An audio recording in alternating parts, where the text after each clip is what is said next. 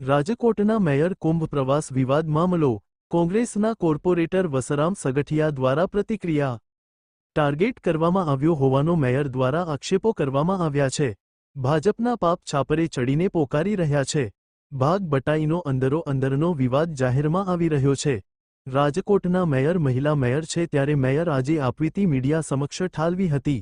Rajkot standing chairman જાહેર કર્યું હતું કે અમે ₹2 લેખનો ઠરાવ કર્યો છે। અંદરોઅંદરની લડાઈ અને બાળપા બહાર આવી રહ્યા છે। જે લોકો તમારો વિરોધ કરી રહ્યા છે તેમના નામ તમે જાહેર કરો। બાઇટ વસરામ સાગઠિયા, નેતા વિરોધ પક્ષ। આ ભાજપના પાપ છાપરે ચડીને પોકારે છે, એના પાપ બહાર આવી રહ્યા છે। અંદરોઅંદરનો જે એમનો વિખવાદ છે, ક્યાંક ભ્રષ્ટાચાર થઈ રહ્યો છે અને એમાં ભાગ બટાઈમાં વાંધો પડે છે અને ભાગ બટાઈનો જે વાંધો રહ્યો એ અત્યારે હાલ બજારમાં આવી ગયો છે। અમે તો વર્ષોથી કહેતા આવીએ છીએ કોંગ્રેસ પક્ષ તરીકે, વિરોધ પક્ષ તરીકે, કે ભાજપ ભ્રષ્ટાચાર કરે છે, કોર્પોરેશનમાં કરોડો રૂપિયાનો ભ્રષ્ટાચાર થઈ રહ્યો છે, પરંતુ રાજકોટની પ્રજાએ ક્યાંક ને ક્યાંક એમને સત્તા ઉપર બેસાડ્યા છે એટલે કરે છે। અમારો સીધો સવાલ એ છે કે રાજકોટના મેયર એક મહિલા હોય અને મહિલા જ્યારે પોતાની આપવીતી આજે દરેક મીડિયા સમક્ષ રજૂ કરી ત્યારે દુઃખની લાગણી અનુભવું છું અને વાત એ કરું છું કે રાજકોટના મેયરની પણ ક્યાંક ભૂલ છે।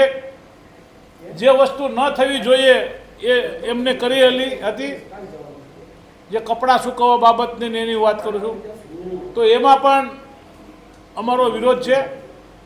રાજકોટના સ્ટેન્ડિંગ કમિટીના ચેરમેને જાહેર કર્યું હતું કે કોર્પોરેશનના 10 વર્ષ પહેલાં જે મેં જે ઠરાવ કર્યો હતો એમાં ₹2 કિલોમીટર ગાડી લઈ જવા માટેની છૂટ હતી। આનો ઠરાવ લીગલ કમિટીમાં થાય અને આજથી 9 વર્ષ પહેલાં એનો ઠરાવ થયો છે લીગલ કમિટીમાં ₹2નો ઠરાવ। આપણે ઠરાવમાં નથી પડતા, પરંતુ હાલ જે રીતે અંદરોઅંદરની ભાજપની જે લડાઈ, અંદરના જે બળાપા બહાર કાઢવામાં આવી રહ્યા છે એ હું એમ સમજું છું કે રાજકોટની પ્રજાના, ગુજરાતની પ્રજાના હિતમાં હશે। અને હું એ પણ કહેવા માગું છું રાજકોટના મેયરને કે આપ ખુલ્લીને નામ આપી દો। આપણને કોની બીક છે?